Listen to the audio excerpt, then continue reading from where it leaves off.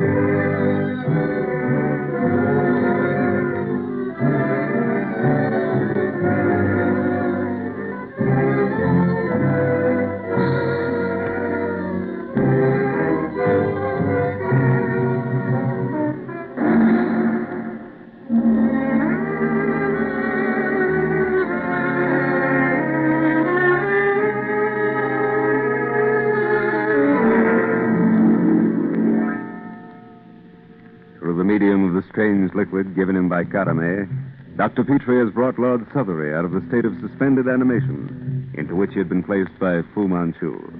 The cunning Oriental has again escaped the trap set for him by Nayland Smith after failing in his attempt to abduct the supposedly dead body of Lord Southery, and has once more disappeared into the dark web of London's underworld. Nayland Smith and Dr. Petrie, on receiving word from Karame, have surrounded Fu Manchu's headquarters with police, and led by Karame have entered. They are accompanied by Inspector Weymouth. In a curtained alcove, they discover Dr. Fu Manchu apparently in a drugged stupor. As they step into the alcove, a trap suddenly opening beneath their feet plunges them into a dimly lit cellar. Oh, Petrie. Petrie, old man. Here, Nayland. Tied hand and foot. So am I. Helpless. Where the devil are we? Somewhere under Fu Manchu's house. In the cellar. Great Scott, what a place. Huge. Look, down through those arches. A series of cellars, Petrie, under the entire building. And the stench. Yes, hot and steamy. Smells of rotting vegetation. Something growing down here. Look on the floor and ceiling. Huge puffy things. What are they? Oh, some sort of fungus. Like giant toadstools. Poisonous-looking things. Yeah. What happened after we fell through the trap? I don't recall. Must have lost consciousness. Lel, the dacoit, brought us here from under the trap there. I came to as he dropped me here beside you. Oh, there he is. Beyond the second arch. He's bringing Weymouth over here. Yes. Look how he avoids those plants, picks his way between them. Jove, what a situation. I must have been completely knocked out. I have no recollection of being carried here. Nor I. I seemed to drop into a suffocating mass of something soft and clammy. Gad, Petrie, what a beautiful trap. And we rush headlong into it like children. Even Karame seemed to have been taken in by it. Or do you imagine she deliberately led us into it? Oh, no. Her actions convinced me she knew nothing of it. By Jove, that devil. The depth of his cunning and his courage to sit there calmly waiting for us. Of course, he knew somehow that we were coming. Here's the dacoit with Weymouth. I see. Coming through those toadstools. That room where we found Fu Manchu is probably where he does his smoking. And the trap was intended to protect him during his drugged sleep. Smith. Here, Weymouth. Did the fall through that blasted trap knock you out, too? For a few moments. Are you all right? As good as can be expected, with a knot on my head as big as an egg and hands and feet tied hard and fast. You don't know, Weymouth, what happened to Karame? No. At least she didn't fall into the trap with us. Where are your men, Weymouth? Logan will have us free presently. I hope so, but look behind you. Fu Manchu. Unless your men hurry, I'm afraid they won't be of much help to us. They can't possibly get... Gentlemen, Again, let me welcome you, Mr. Smith, to my humble abode. It seems, gentlemen, that you are much more worthy of my attention than I had at first supposed. But it is not too late to rectify that error. Now that you have us, Dr. Fu, what do you propose doing with us? That depends, Mr. Smith. However, a man who can solve the secret of my golden elixir, as Dr. Petrie has done, should be a valuable acquisition to my counsel. I didn't solve your secret. You gave it away. Gave it away, Dr. Petrie? I do not understand just what you mean. But for the moment, that is beside the point. Then come to the point. My men are breaking in now, and when they get here... Your men, Inspector Weymouth? They will not interrupt us. It is necessary, gentlemen, for me to learn immediately the extent of Mr. Smith's plans and those of Scotland Yard. Therefore, you live for the present. And you'll swing in the near future, you and your filthy gang. I'll promise you that. I think not, Inspector. Most of my people are safe on departed ships. I shall also leave soon. You gentlemen, excepting Dr. Petrie, will remain here. I? Yes, Dr. Petrie. You are returning with me to my home in the East.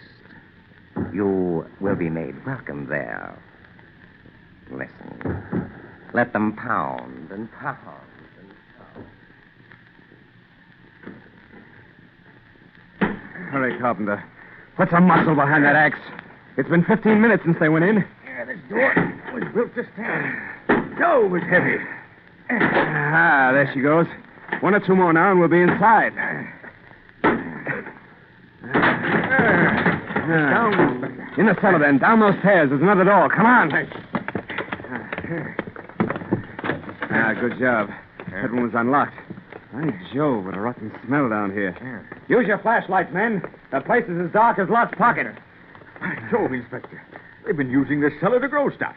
Look, the floor and ceiling are covered with great toadstools. Never mind that. Over there. Under those arches in that lighted room. There they are. Oh, what a stench. Hurry, Carpenter. We've got to get them. Your men, Inspector Weymouth, it seems they have broken into my cellars. Aye, and when they reach us... Close the glass doors, Lau.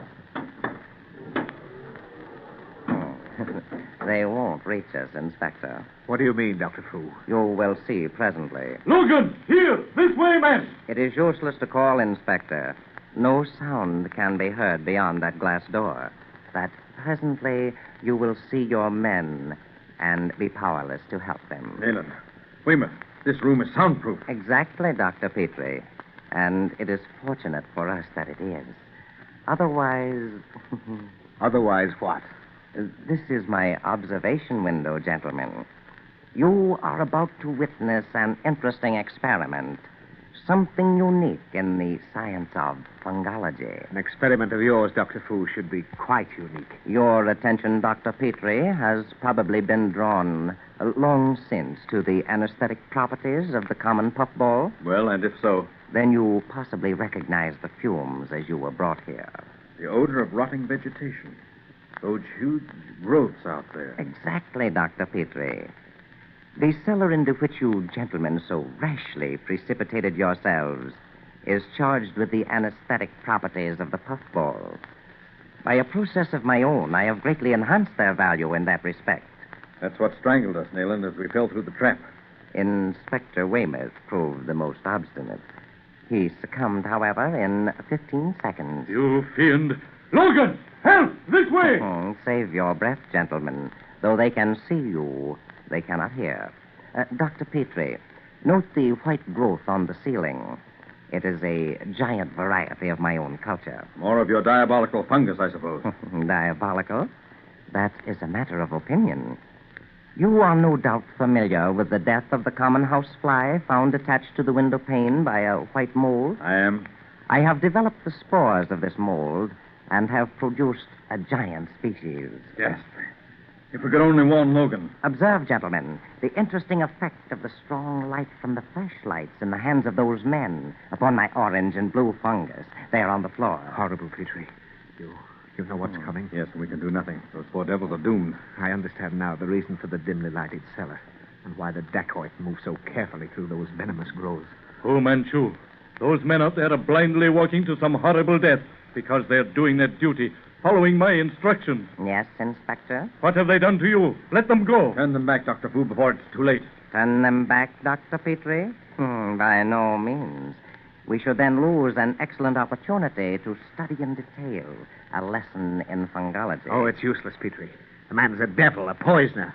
Compared to him, the Borgias were children. We're helpless. Can't even warn them. Look, gentlemen, watch. Good heavens, those puffballs.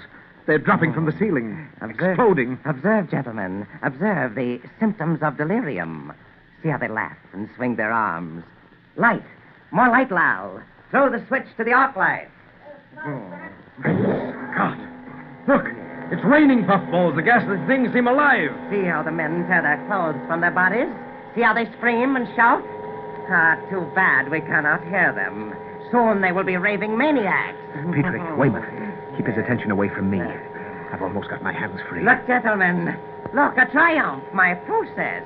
The scientific triumph of my life. By the gods, that fungus has covered them from head to foot, clings to them like something alive. They're smothering Petrie. We'd only shot that fiend when we stepped into that room upstairs. They die. They die, For gentlemen. heaven's sake, Nayland, hurry. Roll away from me, both of you. I'm free. Cut our bonds, man. No time now. I'm going to try to save those poor devils out there. Now, Fu Manchu, may the devil protect you. Lal! Help! Take him, Lal! He's no match for both of them, Weymouth. If I could only get my hands free. No use, man. These ropes are tied fast. They've got him, Weymouth. They've got him. No, Lal. Not the knife. The cellar. Into the cellar with him. Throw him out there with those others.